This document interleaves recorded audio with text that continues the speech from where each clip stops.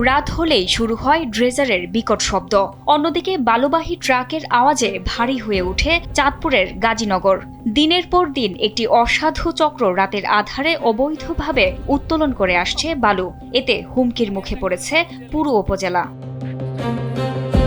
চাঁদপুরের হাইমচর উপজেলার চরভৈরবী গাজীনগর এলাকা। এক সময় এখানে ছিল শিশুদের খেলার মাঠ, গ্রামবাসীদের সময় কাটানোর জায়গা, কিন্তু এখন সেই জায়গা গিলে নিয়েছে পানি।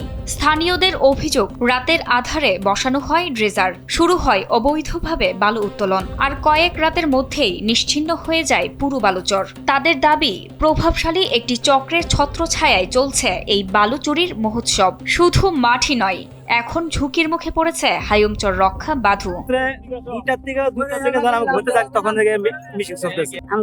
নদীর পাশে করছে, এই যে চর করছে, বালু ব্যাগ করে লয়ে গেছে। এই ড্রেজার দিয়ে এরা রাতের আধারে বালুগুলা কাটা নিয়ে গেছে। এখন কি অবস্থাটা আপনারা দেখতেছেন। মেঘনার ভাঙন ঠেকাতে যেখানে কোটি কোটি টাকা ব্যয়ে নির্মাণ করা হয়েছে বাঁধ, কিন্তু অবৈধ বালু উত্তোলনে তা আজ ধ্বংসের দ্বার প্রান্তে। যে কাল রাতে আমাদের খেলা মাঠটা ড্রেজারে কেটে নিয়ে গেছে।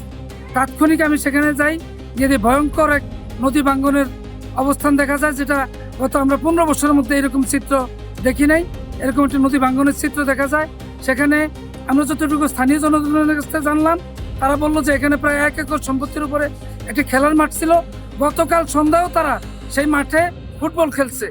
এই মাঠটি রাতের অন্ধকারে বালু খেকরা কাটিং মেশিন দিয়ে কেটে নিয়ে গেছে। খবর পেয়ে দ্রুত মাঠে নামেন প্রশাসন। অভিযান চালিয়ে আটক করা হয় 4 জনকে এবং 7 জনকে আসামি করে মামলা দায়ের করেছে পানি উন্নয়ন বোর্ড কর্তৃপক্ষ। এখানে অবৈধভাবে বালু উত্তোলনের কারণে নদীর একটি অংশ নিমজ্জিত হয়ে গেছে, নদী ভাঙন হয়েছে। এখন আমরা তাৎক্ষণিকভাবে আমি উপজেলা নির্বাহী অফিসার হিসেবে এখানে এসেছি, সরজমিনে দেখেছি এবং যেহেতু অপরাধটা বিবেচনা করেছে, অপরাধের মাত্রা বিবেচনা করায় আমার কাছে মনে হয়েছে এখানে যারা অপরাধী আছে তাদের এখানে অবশ্যই একটা শাস্তি পাওয়া প্রয়োজন।